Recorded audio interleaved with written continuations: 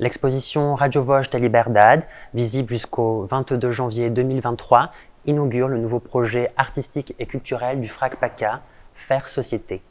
L'exposition s'inscrit également dans la saison France-Portugal 2022. Angela Ferreira, qui présente l'exposition, est une artiste portugaise née en 1958 à Maputo, au Mozambique, un pays du sud-est de l'Afrique.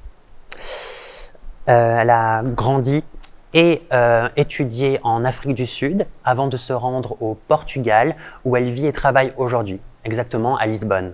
Le travail de l'artiste, qui s'est développé sur une période d'une trentaine d'années, nous parle de la relation qu'entretient le continent africain avec l'Occident, et plus précisément l'Europe. Son regard sensible et engagé s'est construit dans un va-et-vient identitaire entre l'Afrique et le Portugal.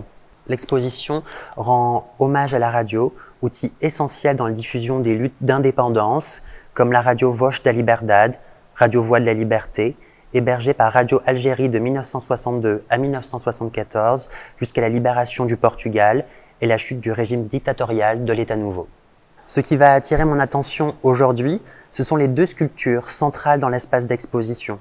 Construction, tour aux lignes graphiques, elles questionnent, intriguent le regard dès les premiers pas dans la salle. La tour est un élément récurrent dans le vocabulaire plastique de l'artiste. Elle représente de manière générale un moyen d'explorer les conséquences du colonialisme par le prisme de l'architecture. C'est également un objet essentiel et symbolique dans la lutte des indépendances africaines. L'expression « onde porteuse de liberté » est selon moi très parlante et illustre assez bien le propos de l'artiste. Elle appelle ces deux sculptures, ces deux œuvres, des monuments. Le plus grand des monuments, juste derrière moi, la voix de l'Algérie libre et combattante, est un hommage à la station radio qui émit de 1956 à 1962. La station pirate s'empara de l'outil politique utilisé par les colons français dans le but de lutter contre l'occupation du pays.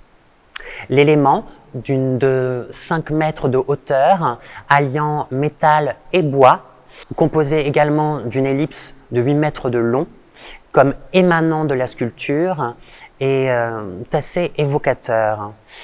En effet, les ondes semblent se matérialiser sous nos yeux.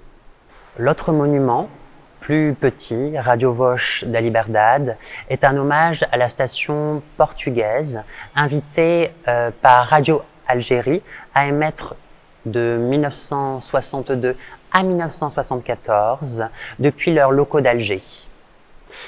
L'élément de 3,30 m de hauteur, composé de matériaux similaires, est surplombé par une structure en spirale qui, elle aussi, semble se diffuser dans l'espace.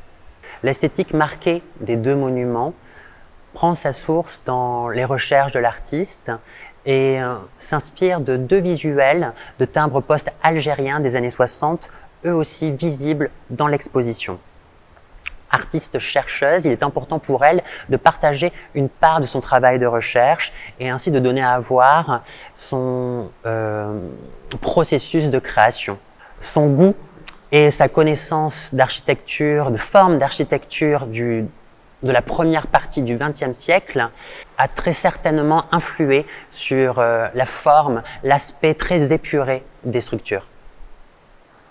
Les deux sculptures, matérialisation physique d'actions clés de l'histoire des indépendances, hommage à l'outil radio, outil de lutte, permettent de renverser le rapport colonial des relations entre les peuples. En effet, un peuple en exil politique, le portugais, un peuple européen, trouve aide et solidarité sur le continent africain dans un pays et surtout dans une ville, Alger, qui à l'époque leur permet d'être en relation avec l'ensemble des leaders des mouvements d'indépendance africains.